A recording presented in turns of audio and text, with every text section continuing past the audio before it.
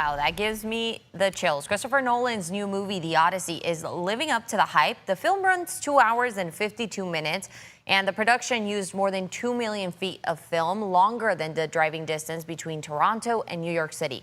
With nearly 250,000 frames, ABC 10's Marcus Allen asked Nolan if he could pick just one. Which one would represent the movie? It's hard for me to let go of the waves hitting the horse as half buried in the beach. That's an image that I first came up with when I was briefly attached to direct Troy 20 years ago. And I had to think about, well, how would I approach the horse? Because that was portrayed in that script as well. And that's an image I came up with back then and was able to realize fully, in this film. And so that's the longest held image, that I've had in this film. There's so many others since then, but that's hard to let go of. And it's ABC 10's Odyssey Week. Mark, you have been talking about this all week long, but one more time, tell us why people need to watch this on IMAX film. Because it's absolutely glorious. And I don't know if he had that in mind or not, but the IMAX projector is actually available, a miniature version of that as a popcorn holder. We showed it yesterday. If you look through the viewfinder, the exact image that you get to see at home is the image that he just described. And that image and that scene gives me chills just to think about it. I can't wait to go back to theaters to see it. First of all, take a look at the movie. We've talked about how great it is to see it projected on film and how great it is in the IMAX format. But the story is incredibly poignant. It is an epic adventure. This movie is largely about family, about love, about loyalty, and it pays off with a huge finish. It is, like you said, almost 3 hours long. You're going to shift a little bit in the middle of it. You might squirm a little bit, but you're going to settle in for that third act of this film and be so satisfied in a way that you probably haven't been in a long, long time.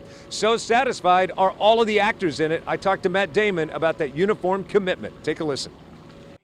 Never been challenged that much, and I'd never been in a group in which each person was individually challenged that much. And the only way it could have worked is if everybody kind of, put everything they had into it. And so I left there kind of feeling like, wow, I've never been more proud to be a part of a team. And so when you see the movie, I think you really can see all of that work that these thousands of people did to make it happen.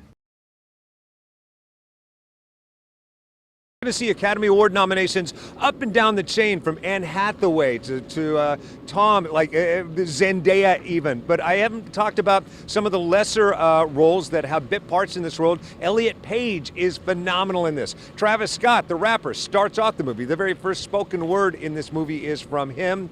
John Barenthal from Walking Dead does a tremendous performance.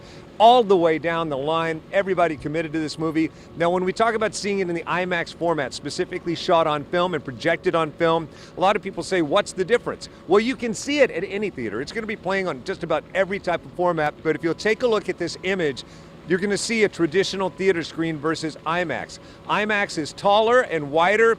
Look how much crop, look how much information you're not getting if you don't see it in that format. Now, don't be fooled. There is IMAX, traditional, real IMAX, where they're showing it in 70mm film, and there's only one of those in our area, 33 nationwide, the Esquire IMAX Theater. Any other like strip mall IMAX theaters are going to be a smaller screen, kind of a compromise between the two screens that you're seeing there. Projected digitally, fine. It's going to be a little bit brighter than your average cinema, but not as bright and not as clear and rich as seeing it on film. It's a masterpiece. It's a bit of a 30. I catch up with the entire cast and crew for a special take a look. Back to you. I love that comparison. It really gives you an idea of what you're missing out on. Mark, you convinced me, you convinced Jay. We have our tickets. We're going to go watch this, but I'm personally a big Christopher Nolan movie. Can you talk a little bit about how this differs from Dunkirk or maybe Oppenheimer or some of his early movies? Are we going to see some major differences? Yeah, differences and at the same time things together. Like, you recall when I was talking to Zendaya and she said that, Interstellar was her favorite movie, and this kind of mixes some of the themes of that. That was a father-daughter. This is more of a father-son. A lot of family relationships. This is a culmination of everything Christopher Nolan has learned along the way. You're going to see him borrowing some of the epic scenes from Dunkirk. You're going to see him borrowing some of the historical scenes from Oppenheimer to bring this mythological tale to life. I just love it. I'm just so grateful that young people coming up have this movie to see so they no longer have to read. I'm joking. That's but a good point. You do no see this longer have movie. to It's read going to the make you book. appreciate Just the watch book the that movie. much more. Absolutely. All right. Can't wait to see it. Thank And you. also, with that said, you got it. You got it. No, go ahead. Go ahead. Go ahead. I want to hear this, Mark. Please come back. 80% of the audiences going to movies right now, and especially reflected in the IMAX research, are Gen Z. So kids are going back to the movies. They are the biggest demographic going to see this movie, which I found interesting. I can barely hear you because of the fountains, by the way.